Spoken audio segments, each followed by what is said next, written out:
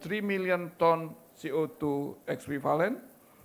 And currently, the BioCF program is still in the preparation phase for finalizing emission reduction program document by June or at least in the December 2019 and continue for the pre-investment activities. Bio FCPF project is expected to reduce greenhouse gas emission maximal 14 million ton CO2 equivalent in Jambi province. This greenhouse emission reduction will contribute to achieve the commitment of Indonesia's NDCs. Ladies and gentlemen, Indonesia currently has established public service agency, or we call it the environment fund, to manage result-based payment fund under REDD Plus, which include those from FCPS and BioCF based on upcoming agreed benefit sharing mechanism and plan and all applied instrument of REDD Plus in this jurisdiction. This is therefore my pleasure to welcome speaker in this event for having your sharing experience here, and that would enrich our effort for implementing a FREST in Indonesia. I wish you all have a productive, fruitful discussion. Thank you very much.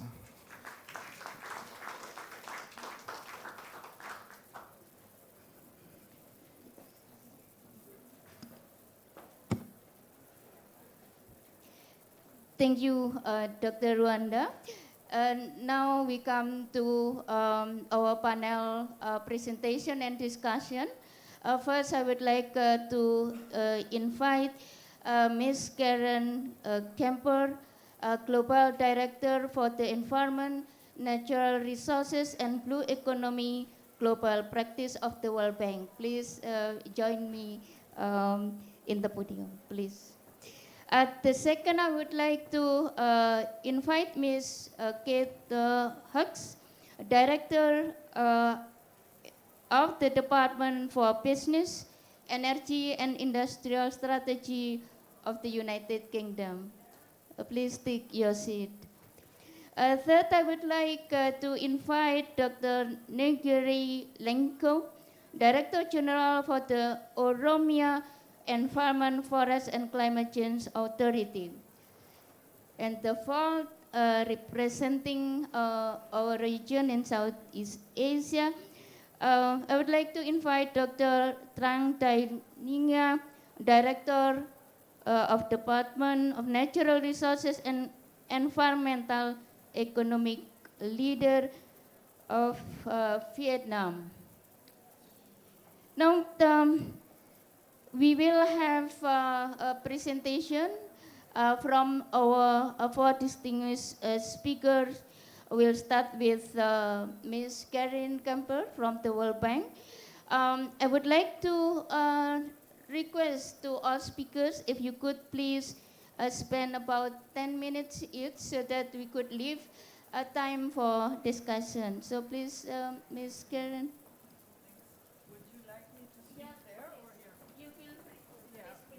Because I can't see the entire audience. And are they are working. So good morning or good afternoon, everyone. Honorable Pa Rwanda, colleagues from the UK, Ethiopia, and Vietnam, and of course Ibu Nur. Many thanks for the invitation to join you here in the Indonesia Pavilion. It's always a great pleasure to join in the pavilion here during the events. It's a great honor for me to highlight the continued cooperation between the government of Indonesia and the World Bank on environment and climate change. And as was just mentioned by Pa Rwanda, one of this collaboration is around the jurisdictional RED Plus programs, such as the ones in East Kalimantan and in Jambi, that we are going to learn about in much more detail during this session. So after several years of intensive engagement by the government of Indonesia, the country is really very close to making these two RED Plus programs a reality. And the World Bank is very proud to support the government in developing these programs and providing technical and financial assistance through two combined channels. One of them is the Forest Carbon Partnership Facility, the FCPF, that many of you know. And the other one is the Biocarbon Fund Initiative for Sustainable Forest Landscapes Programs.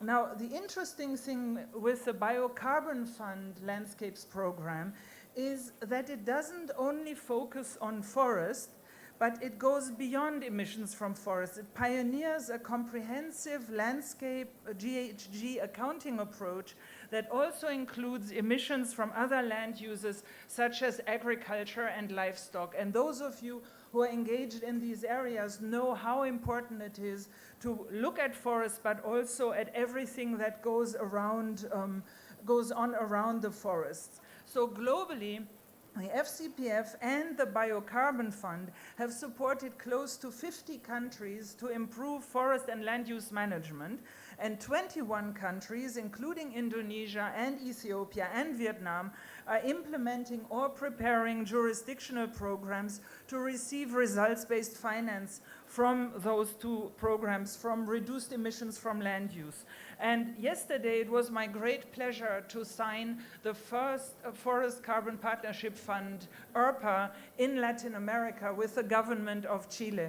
So as we heard, Indonesia is very close. Chile just signed the ERPA yesterday. There's already 3 other countries that have signed them. The Green Carbon Fund has already issued a number of results-based payments with countries, and I think we are slowly going to scale on these issues. Now, coming back to Ethiopia and Vietnam, who are represented here with all of us today, they're actually great examples that showcase the support that the Forest Carbon Partnership Program and the Biocarbon Fund can support. Degradation of land and forest is one of the major environmental and development challenges for Ethiopia, but it has a growth and transformation plan, and it has a climate resilient green strategy, and with that it has very ambitious programs of restoring its landscape.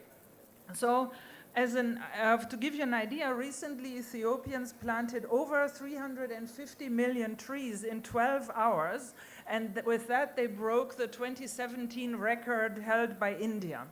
The World Bank, through the Biocarbon Program, is supporting the government of Ethiopia through its results-based emission program in Oromia, and we will hear much more about that, I'm sure.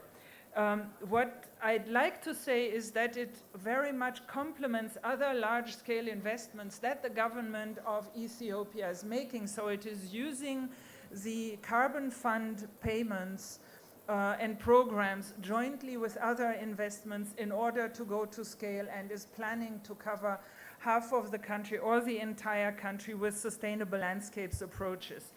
Now, the emission reduction program in Vietnam aims to increase forest cover and quality and improve forest management and protection through forest sector investments and policy enhancement in agricultural practices. And it has a very innovative, adaptive, collaborative management approach that engages local communities and ethnic minorities in state forest management to ensure their full participation and commitment to the program and its benefits. And that program is expected to generate 25 million tons of ERs in the 2020 to 2025 periods. Several other countries are also developing emission reductions programs, such as Ghana and Colombia, with one of the highest deforestation rates in Africa. Ghana became the 3rd country to sign a landmark agreement with the World Bank Forest Carbon Partnership Program, and that one rewards community efforts to reduce carbon emissions from deforestation and forest degradation. The 5-year ERPA in Ghana unlocks up to $50 million for emission reductions, and the estimate is that it will be about 10 million tons of CO2 equivalent. And those emission reductions will then be largely achieved through a series of activities focused on promotion of sustainable practices in the country's cocoa sector. And last year, Colombia's president, along with his ministers of agriculture and environment, formally launched the Biocarbon Fund landscapes program in the Orinoquia. And with that, they laid the groundwork to significantly reduce emissions from land use.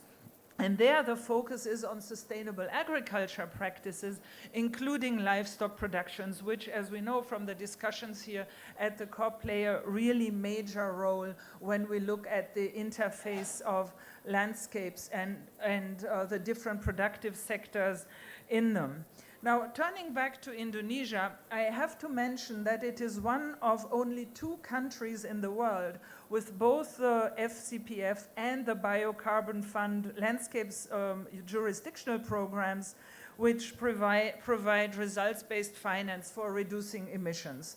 It's anticipated that Indonesia will be the single largest program for both the FCPF and the Biocarbon Fund in terms of emission reductions and results-based finance. And that's because Indonesia's forests and peatlands are so important for mitigating climate change globally, and because of the potential that East Kalimantan and Jambi have for reducing emissions. Now, we all know that forests and landscapes in reality are about people, so I don't only want to talk about financing and about the forest and the landscapes. Many times, many times, it's about poor people. And that's why it's very important that all these programs in the various countries I talked about have very strong features that include benefit sharing for people who live in those areas and who live off the forest and off the landscape and off agriculture. So ERPA payments from the Indonesia Forest Carbon Partnership Program will directly benefit communities through investments in forests, in agriculture, and in fire management, as well as sustainable community development and income generation projects. The communities will be able to select the benefits that they prefer to access, which will reflect their priorities and incentive mechanisms. And the grant financing in Jambi and the future ER program will benefit smallholder farmers and communities, specifically through improvements to land management, alternative livelihood opportunities, increased capacity, and more reliable ecosystem services. And last but not least, a few words about governance. To access all these funds, Indonesia explicitly has improved coordination across its ministries and across its levels of government. It has strengthened forest data, and it has looked at supporting communities and developed standards to meet various international requirements that includes also financial management. This last point is key to launching the Environmental Fund Management Agency, which is expected to manage the 2 funds for results-based finance. And this mechanism, this governance mechanism, will have a robust structure to enable both the effective but also the equitable distribution of benefits to stakeholders and communities in East Kalimantan and Jambi. And then hopefully this will lead to scaled up impact in other parts of the country. The same is included also in Ghana and in Colombia. It's a part of the features of these. And so let me conclude by saying we know that this is a complicated and long-term issue that will take continued effort and leadership from all the countries that will speak here today and the others that are associated with it. But both Indonesia and Ethiopia and Vietnam, who are engaged in REDD+ activities, are showing that they are absolutely ready to go. And that gives us hope that we can get to scale much more quickly. We can include forests and landscapes in the nature-based solutions to climate change, and we can do that in many more countries, and in those countries that are ready and that have shown that they have all of the structures in place, we can go much bigger, and we need that, as the discussions at the COP show, because a third of emissions can be addressed through nature-based solutions, and of course REDD+ is one big part of that. And the World Bank stands ready to partner with all of you on this rewarding journey. Thank you very much. Thank you, Ms. Karin, for sharing with us about the status of the implementation of FCPF Carbon Fund and Biocarbon Fund in all over the world. The next, I would like to invite Ms. Kate Hughes to deliver your speech. Thank you very much, and hello. It's excellent to be here in this beautiful pavilion representing such a beautiful country, and it's great to be here with countries showing exactly what can be done, how to do it, and demonstrating that real world change. And actually, the strapline here, I think, about time, scale and impact is hugely appropriate for these discussions today. So we all know that nature-based solutions are cost-effective methods to tackle climate change that deliver for biodiversity and sustainable development as well, and that they're essential for us to achieve the Paris Agreement target of keeping below a 1.5 degree temperature rise, and that they can provide up to 1/3 of the necessary global greenhouse gas mitigation by 2030. They build resilience and they support communities. And forests account for 65% of the potential of such nature-based solutions, but yet funding for them is largely overlooked, and they receive less than 3% of mitigation-related climate finance. So are we doing enough? We know that we're not doing enough. And I was just thinking back to how my limited knowledge of the Indonesian language is pretty tiny, but I know one word, which is blum. Not yet. I think I've got that right. Blum? Blum. Are we doing enough? No, not yet. We're not doing enough. So, blum. But in the UK, we are trying to do more, and we are aiming for 20% of our climate finance to be targeted for nature-based solutions. And in September this year at the UN General Assembly, we announced that we would be doubling our climate finance over the next 5 years. So this represents £11.6 billion between 2021 through to 2025. And this will go towards projects including protecting forests and mangroves, which act as those vital carbon sinks, and creating new protected areas and restoring degraded ecosystems like abandoned land, which were once home to forests and other precious habitats. So we're trying to increase what we're doing. And the UK is really committed to this work, and particularly alongside Germany and Norway, the UK has collectively committed $5 billion of climate finance to supporting forests between 2015 and 2020. 4 countries who have ambitious plans to tackle these issues, like our hosts Indonesia here today, like Ethiopia, and like Vietnam as well. And in the Climate Summit in September, we announced that we are on track to deliver this pledge, and we called on other actors, including forest countries and other donors, to join us and to come forward with ambitious commitments of their own. So a core pillar of our UK international climate finance strategy has been about building those partnerships with national and subnational governments in countries with high levels of deforestation. We want to use our finance in a way that aligns with and strengthens country-led visions for sustainable growth, and programs that are designed with local communities, businesses and indigenous peoples, because we know otherwise that these investments won't work, they won't be sustainable, and they won't deliver in the long term. So the UK has invested a combined £265 million in the projects that Karen was talking about, the Forest Carbon Partnership Facility and the Biocarbon Fund, and both have been really pivotal in developing those partnerships and those solutions towards meeting those challenges of sustainably reducing forest and land emissions.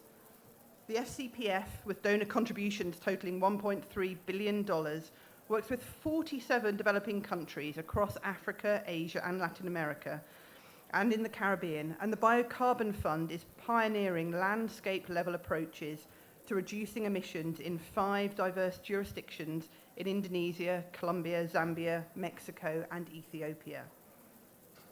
And we know through that work, and you will know through your work, that there is no one-size-fits-all for any of this.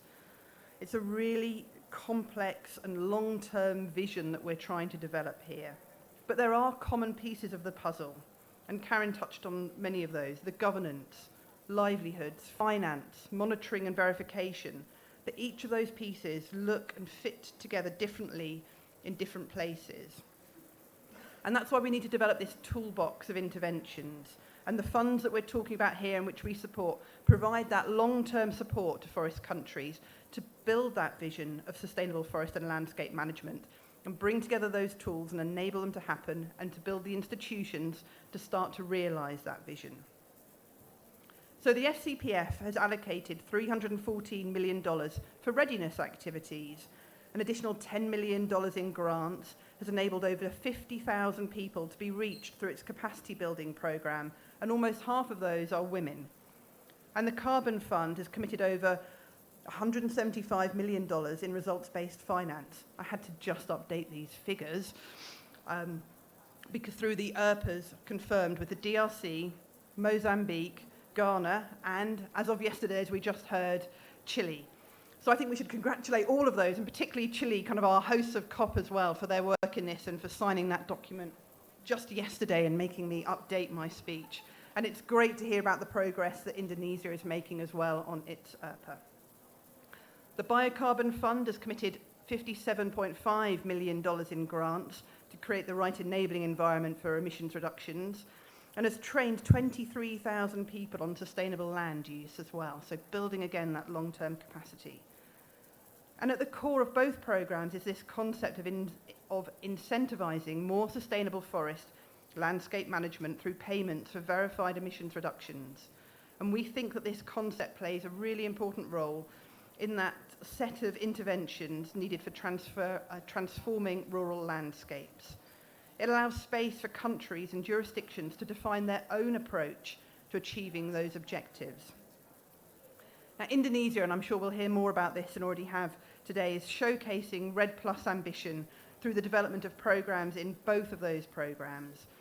Its FCPF program covers the entire 12.7 million hectares in the province of East Kalimantan and is expected to generate over 80 million tonnes of CO2 emissions reductions over that 5-year period.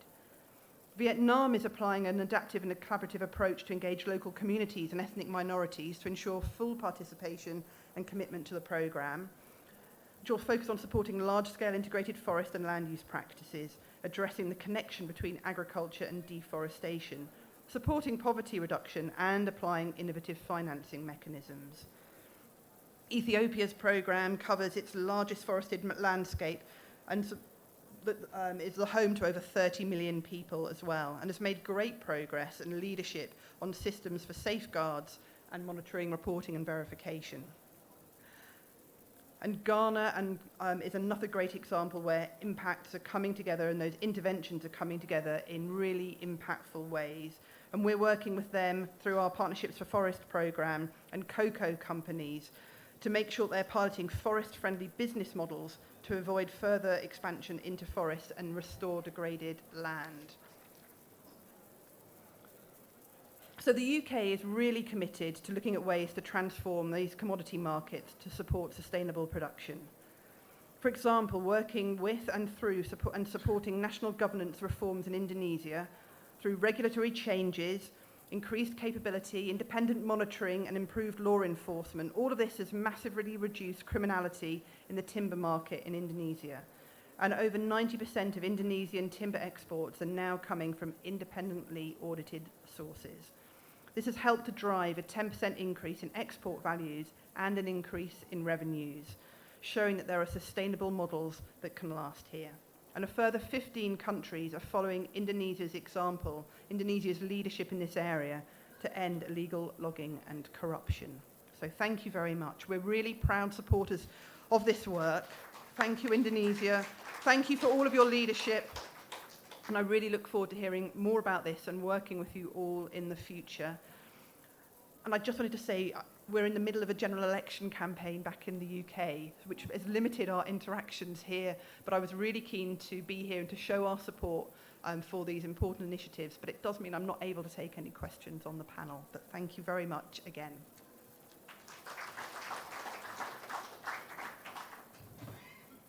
Yeah, again, thank you to Ms. Kate for sharing information about the support provided by UK to nature-based solution that covering a wide range of area according the focus of the countries and also the priority of the support.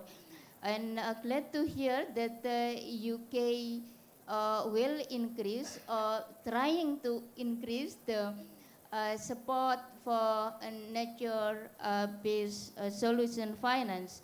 So this is something good to hear because if nature-based solution consider significant, then we need significant support also to achieve the target that we are setting up. So the next we will have two presentation from Red Plus country, first from Ethiopia, then Vietnam. So Dr. Negeri, please, you have the floor. Yeah, good afternoon. Thank you so much for this opportunity. I have a brief PowerPoint presentation, as you can see. Yes, this is Ethiopia, and within the map of Ethiopia, you can see the green colored Oromia regional state where we are implementing the off-LIP, where Red Plus is based. Ethiopia in general, as you may know, is a country in the Horn of Africa or East Africa with a population of about 110 million, predominantly based on agriculture. That means more than 80% of the population makes living on agriculture. And then you can understand the impact of the lifestyle based on agriculture. Not only that, Ethiopia is well known for transition from time to time. That means political change, and in every political change, there are implications or impacts on the natural resources, including forest and landscape in general. But still, we are hopeful because our new Prime Minister and also former leaders are very much committed to responding to the problems of the pressure. For example, our new Prime Minister, the Nobel Peace Prize winner, decided to mobilize or he managed to mobilize the community or our citizens, whereby we managed to plant 3.5 million trees. That's the record in a day.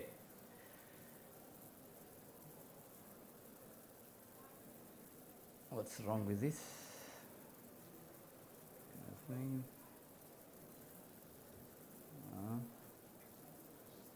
Yeah. And so we have, when we talk about landscape, at least you can see the gift of nature to Ethiopia, and particularly Oromia, which I'm particularly talking about. This is, I think, I don't know why it is not moving. Briefly, I'm going to talk about 3 important points: project background, biggest challenge of off-LIP, and again, off-LIP institutional and implementation arrangement, key lessons learned from Oromia Forested Landscape Program implementation. OFLIP is a national pilot and part of an international initiative of the Biocarbon Fund program. So as you can see, Oromia is among these countries. It is among the first ones. Sorry. The program was designed, basically, there are two schemes. The first one is mobilization grant of 18 million. It's meant for program establishment. And also the second one is result-based payments, that is 50 million. Actually, this is spending because it depends on the result, where the investment we make in the first mobilization grant produces. There are 3 phases of the program. As you can see, the timeline, the design phase from May 2014 to May 2017. The grant was signed on May 2013. Then it was implemented. The project was implemented in May 2017. Now we are in the implementation phase. So there are different activities in the implementation phase, which I'm going to imply a few of them. Then the third phase, which we are preparing for the implementation of the third phase, preparation of document, for example, for emission reduction purchase agreement, which will be effective from 2020 to 2030. The emission reduction purchase agreement will be signed after a couple of months. That means at the beginning of 2020. So why OFLIP? Why at Oromia regional stage? Actually, this project doesn't stand alone. It is in harmony with the national climate resilient green economy and the GTP, that is a growth and transformation plan of the nation. So it is part of it because it is in harmony with the national strategy. That's why we have OFLIP.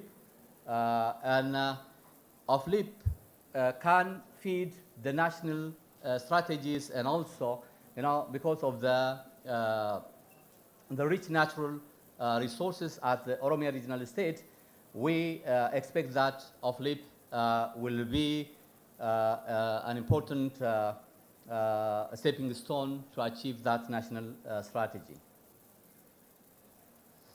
The way OFLIP can contribute, as you can see down there, we have different programs under Oromia Forestry Landscape, RED Plus projects, and coordination with relevant activities across sectors. And then there are activities to be financed by mobilization of grant. And then this will help us to achieve the CRG vision and the growth and transformation plan, and then the national RED Plus strategy. Actually, it is meant for what? For transforming the nation to the middle income nation that the country is envisioning. As I've already mentioned, the country is predominantly based on agriculture, and that means the income basically comes from landscape, and Oromia is gifted with natural resources which is threatened because of various reasons. There are challenges that we are working to respond to. The biggest challenge include, pressure because of population growth, and this population depending on agriculture, and also the livestock and other activities contributing to deforestation. So the landscape is changing from time to time. That is to the worst scenario. You can see here how the landscape is changing from forest degradation. That means forest land, remaining forest land. It seems that we have forests, but forests are cleared within. Above you see that we have forests, but it is not sustainable because of the activities within with the forest for livelihood. For example, coffee plantation and other activities are contributing to this. And then the livestock pressure, grazing, and also the other impacts from livestock. And then deforestation, forest land converted to grassland, and forest land converted to cropland, and then the grassland converted to cropland. Gradually, we are facing a serious threat, and OFLIP is working to respond to this challenge. How we are working to respond to the challenge is, among other things, working at scale to address the challenge. As you can see now, we have a beginning of the program grant, 18 million. We are utilizing this so that we can achieve our objectives, whereby we can get that 15 million, and then that is through program establishment and implementation, which we are now doing, and then gradually the program leverage more financing. That is when we manage to get what we are expecting from the result of our investment, and then gradually, by incorporating other funds, including from the government and the domestic, we are working to respond to this. This simply shows what I've already presented. The way it is structured, as I've said, OFLIP is based in Oromia regional state, but we have RAID secretariat at the federal level, and then we work with the federal government as well. At the Oromia regional states, we have the head of the RAID Plus, that means where the coordinator is based, and also other staffs. We also have staff at the zonal as well as the district or Warada levels, whereby the coordinators coordinate different districts, because we cannot have coordinators at each district. Now we are managing different activities at the rural level. This shows the signing ceremony of as a memorandum of understanding, that is coordinating the different sectors so that we can achieve OFLIP objectives. So finally, to conclude, I have to simply briefly present the lessons learned. The first one is cross-sectoral policy and investment coordination is very important for successful, sustainable forest landscape management. And the second one is enhancing livelihood of local community. We can conserve landscape and sustain landscape only if we can respond to the need of the local community, and we have to improve their livelihood so that at least we can draw their attention from this natural resource or landscape. The third one is leveraging and mobilizing resources, including domestic fund. This is also very important that we have benefited from. And the last one is a strong partnership among government, private sector, NGOs, and local communities, which we are at the beginning stage, where we have seen results from this as well. So these are what I have. Thank you so much. If you have any question, you can raise at the end. Okay. Thank you, Mr. Nigari. Colleague, we will first listen a presentation from Vietnam. Then later we will know what is the common lesson and what is unique to each country. Good afternoon, ladies and gentlemen. My great honors to be here to join the distinguished speaker that is previous to speak to me, and to share the experience from Vietnam and on RAID Plus.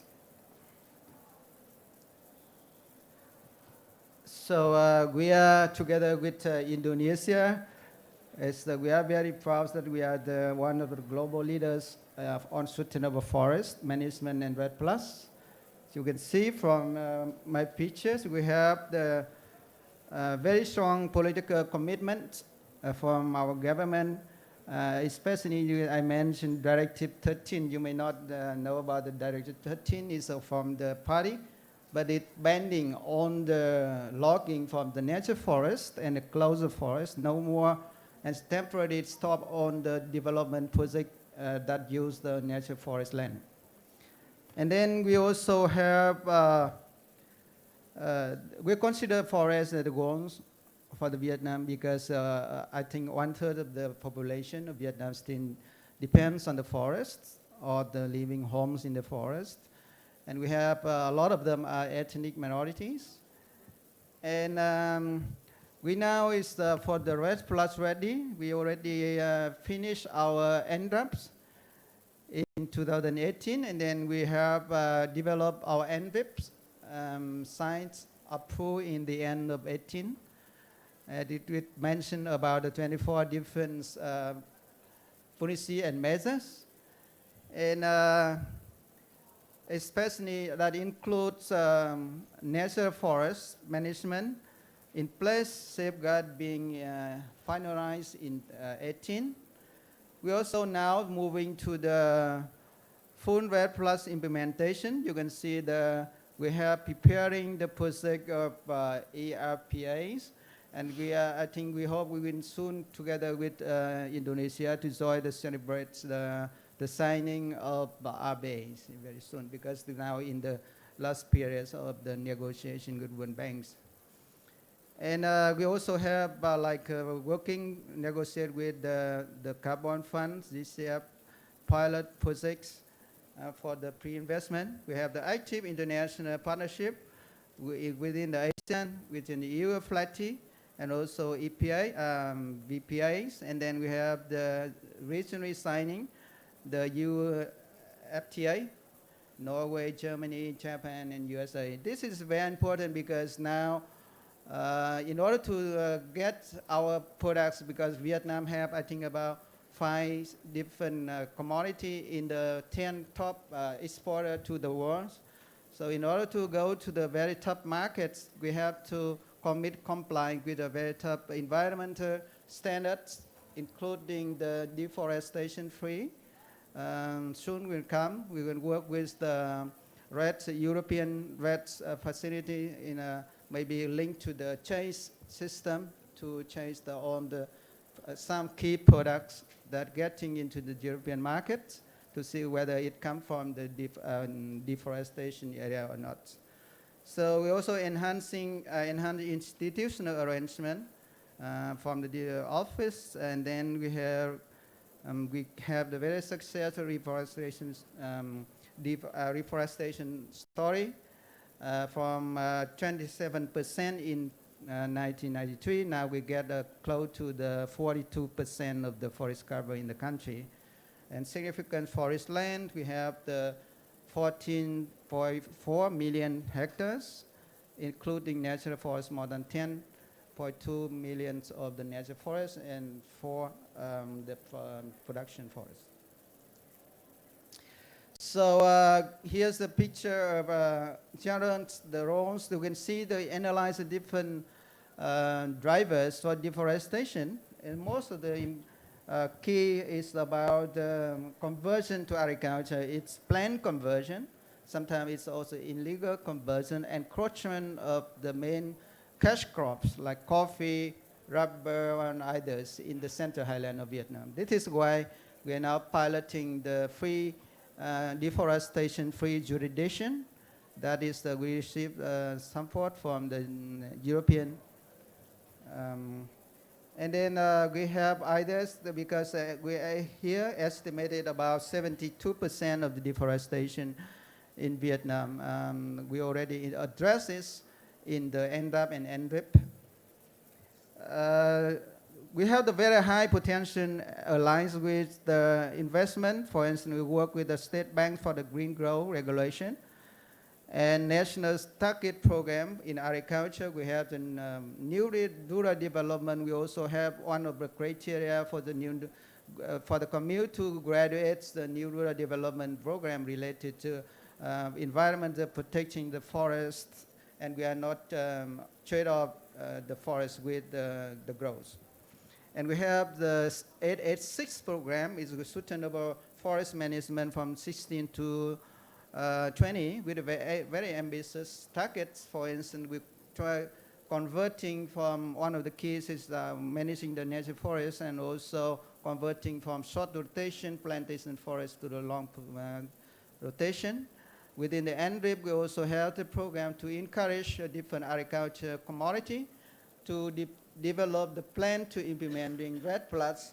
3 different commodities, subsector already engaged and prepared the action plan to implementing RED Plus, include coffee, rubber, and aquaculture. So recently we have the laws, forest law, and we are piloting also a carbon, we call the carbon PFAS. We have the PFAS collecting the payment for environmental services now, I think equivalent to, we have the collects every year about 2,000 billion Vietnamese dong. I think it's close to the 500 million US dollar. And then we have the active engagement efforts like a dialogue, facilitation, advocacy. And we also align the sector planning, as I mentioned, coffee, rubber, and aquaculture. Even the rubber, a big corporation in Vietnam, they have their own sustainable program, and they're following the FSC certification standard, and all of this is to protect the forest and have the commitment, strong commitment is not engaging or encroaching in the nature forest. So across landscape, we also piloting the cross landscape real-time monitoring solution so that we can keep track of the change in the forests using the model that apply in Amazon area. So we're piloting in the Mekong River Delta so that we can have the update of the change in the forest cover every 12 days.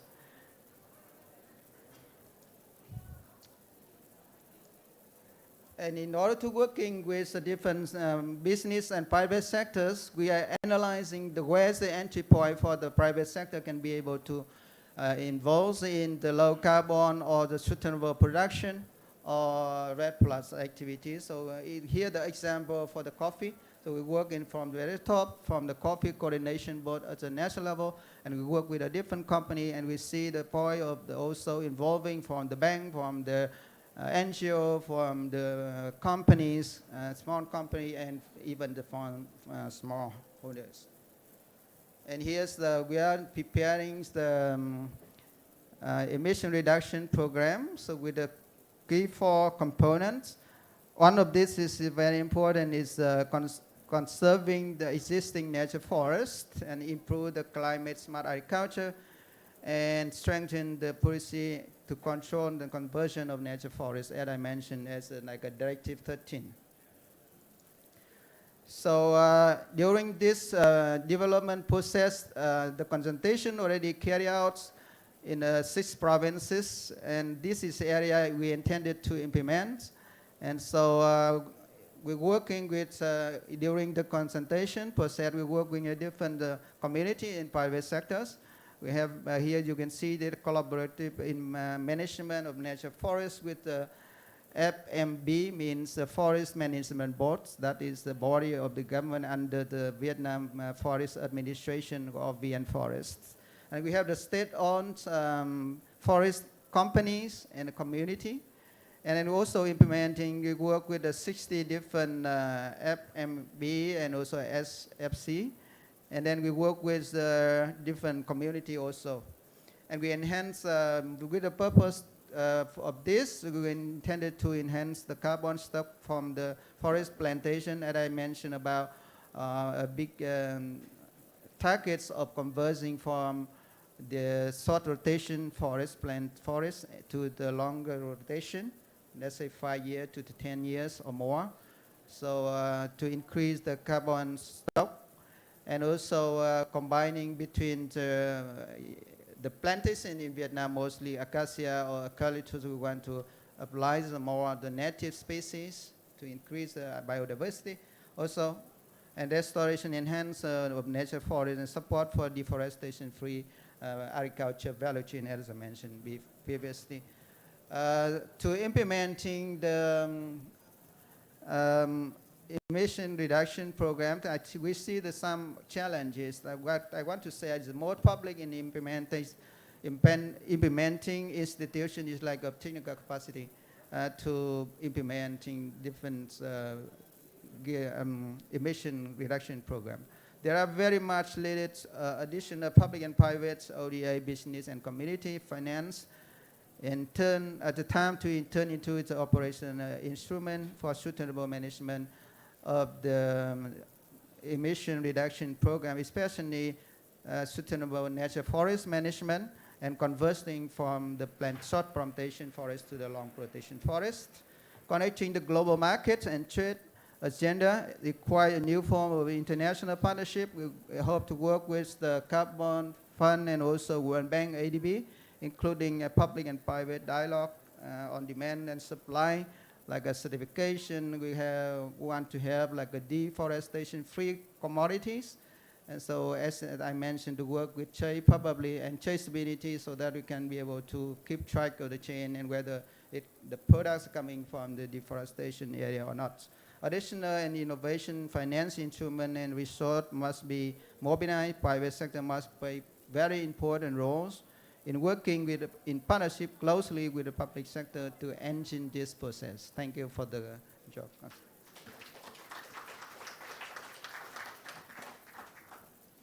Thank you very much, Dr. Nia.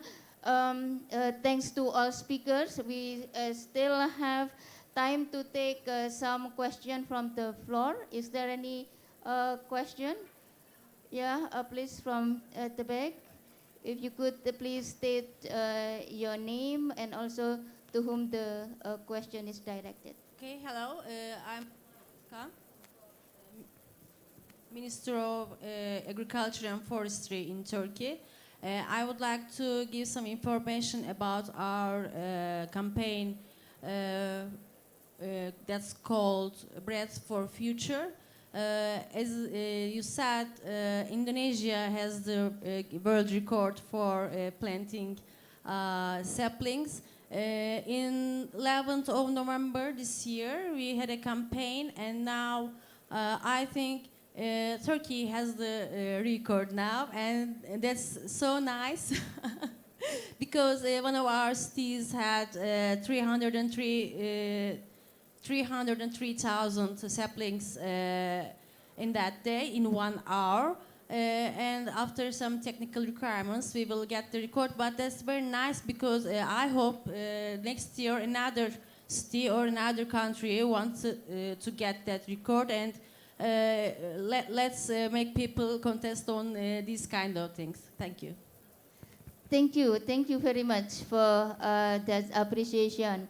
And I think more important thing is how to make sure that what we are planting will remain alive till so many years. The next question, yeah, please.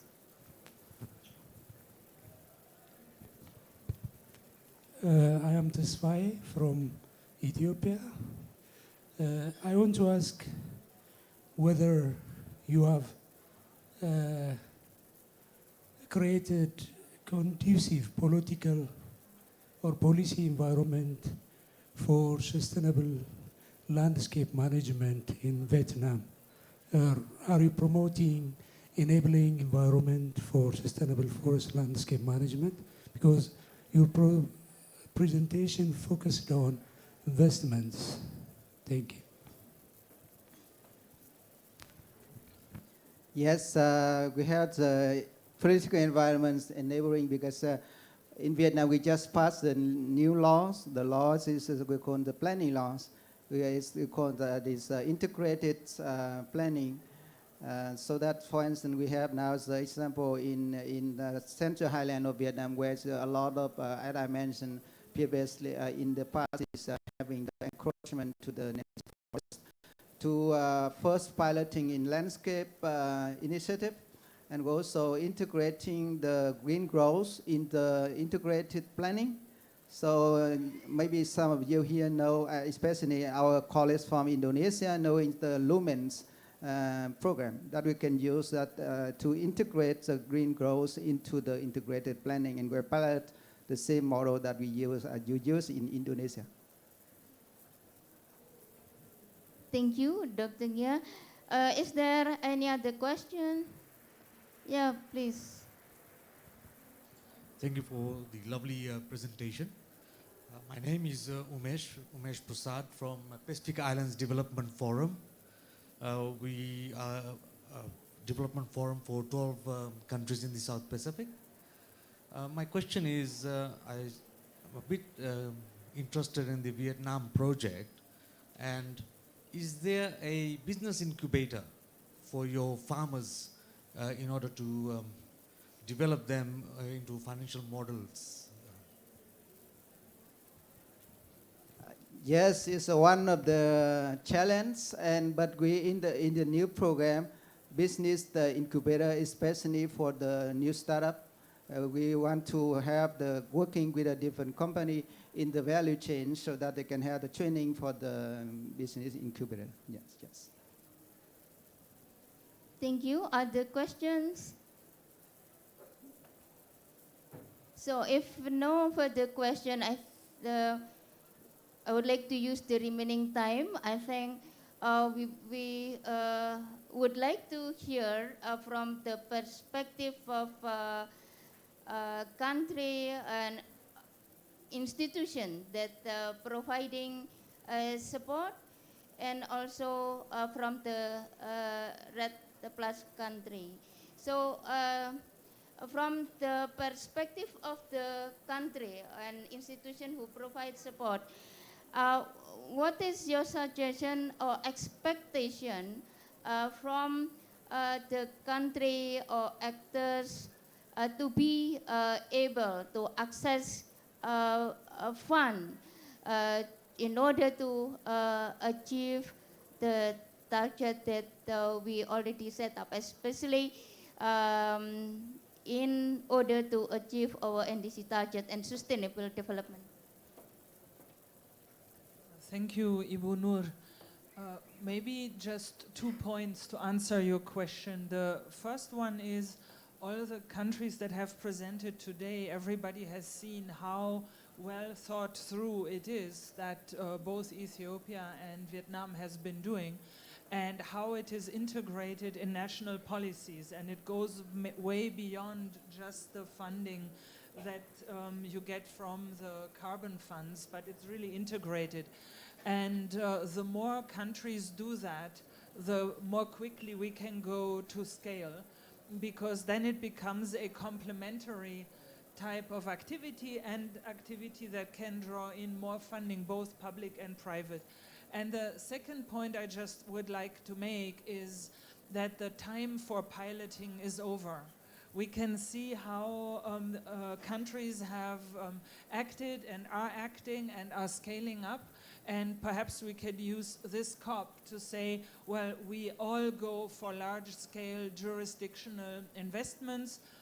Financiers like the World Bank or countries can certainly help, but we have so much knowledge now how to do it that we should not talk about piloting anymore. It should be going to scale and really protecting and bringing down emissions. Thank you.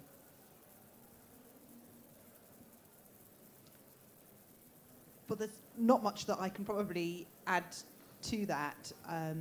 And I thought that the presentations from the countries here were fascinating, and actually what you saw was some of the complexity as well. And I just wanted to come back to the point that I made when I was speaking about the partnerships, which I think builds on the point that Karen was just making, that actually I think what we see in our support and working through with the World Bank and with our colleagues in Germany and Norway, but also then in countries, is the scale of partnership that's needed to affect the change. And some of the flow diagrams that were shown both by our friends here in Ethiopia and in Vietnam as to how we need to be working together on the ground, but also internationally in order to affect this change. And I think it's exciting. And again, sort of coming back, actually, it's hugely about the scale we need to achieve. It's about the real world impact we need to achieve. It'd be great to see this coming through in the next year through countries' NDCs as well, because we don't have much time. So pleased to be working with you and celebrate your ambition.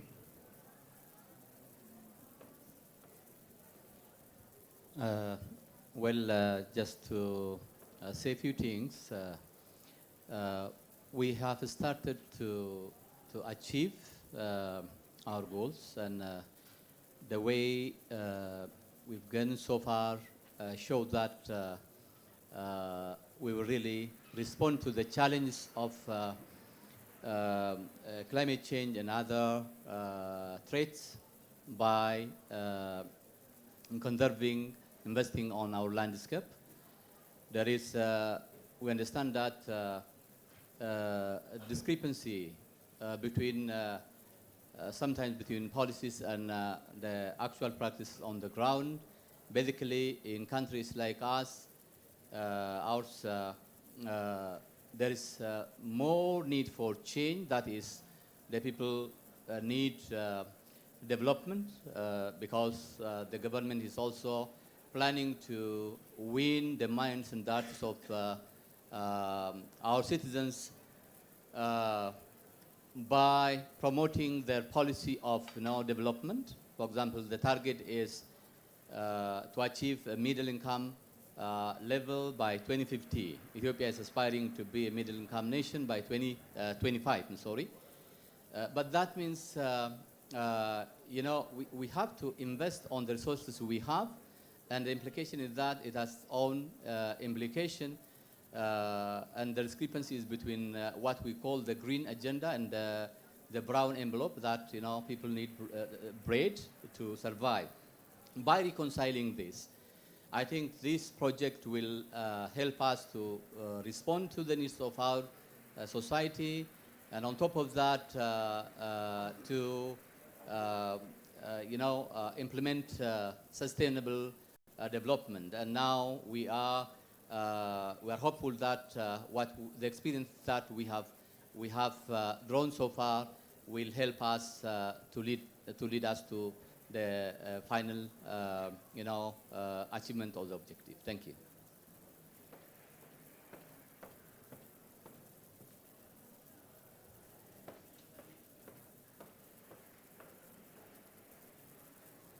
For the country like Vietnam, I think we have the slogan in here, the climate action for all. So this is the jobs of all of us. It's not for any single country or single organization or from public.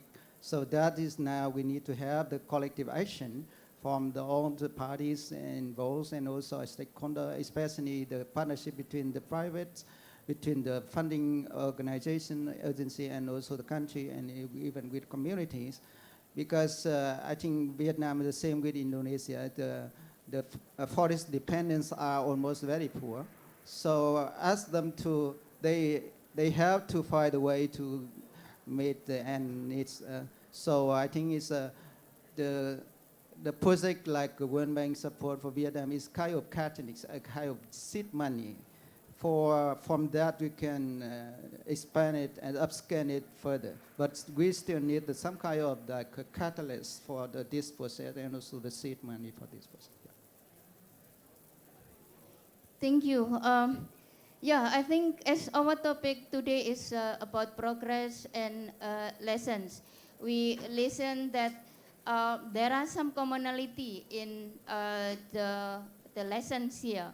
I think the challenge for us red countries, the common challenge of us about cross-sectoral coordination, building synergy and partnership, and unfortunately or fortunately, this is the one that always be questioned by funders. So through this collaboration between red countries and the institution or country who provide the funds or finance, we hope that we could achieve our goal. I like what Karen mentioned. The luxury of piloting is over. This is time for implementation to deal with real life that is not always easy. With that, I would like, on behalf of Director General of Climate Change of Indonesia, would like to thanks to all speakers. Thank you very much for sharing the information, your views, and also thanks to all participants. Thank you very much.